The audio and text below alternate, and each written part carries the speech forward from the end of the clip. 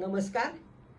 मनाच्या श्लोकातला आपला आज 64वा श्लोक चाललेला आहे आणि आपण अगोदर नेहमीप्रमाणे मनाचा श्लोकच घेऊयात.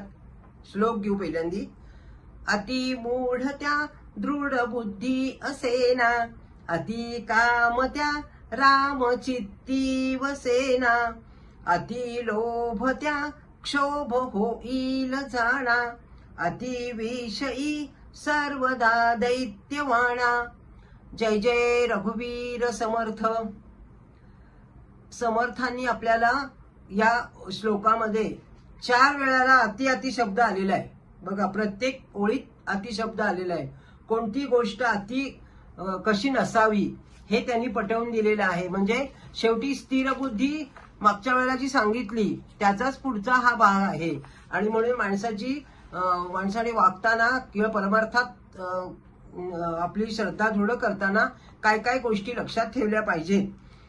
त्यांनी आपल्याला मागील श्लोकात सांगितलं की ज्याला खरोखर आपल्याला ज्यांना आपलं हित करून घ्यायचंय ना, आणि ज्यांना आपल्या परमार्थ साधेमध्ये असलेल्या पूर्ण निस्संद व्हायचं आहे, आत्मप्रलय झालेले सुद्धा सिद्ध जे असतात ना, त्या कधीही वादात पडत नाहीत.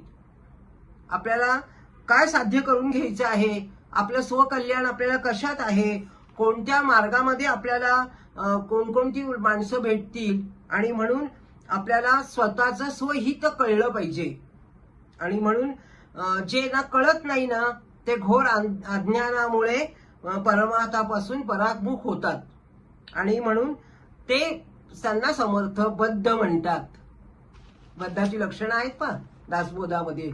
मूर्खाची लक्षणं, बद्धाची लक्षणं सगळं दिलेलं आहे त्याच्यामध्ये. पहिल्या श्लोकातच त्यांनी सांगितलं की अति सर्वत्र वज्र येतं.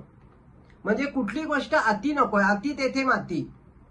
आपण म्हणतो ना, कोणती गोष्ट चांगली आहे, पण चांगली असो वाईट असो, पण ती अति नसावी असं आपण सहज बोलता बोलता म्हणत असतो. शहाणपणा करतात, शहाणपणा चांगला आहे, पण अति शहाणपणा कोणाचाही उपयोगी नाही का.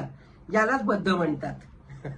नेत्री तसं बघायला गेलं तर बघा, आता नेत्री द्रव्यदारा, श्रवणी द्रव्यदारा ऐकती, चिंतनी द्रव्यदारा चिंतावी, याचे नाव बद्ध.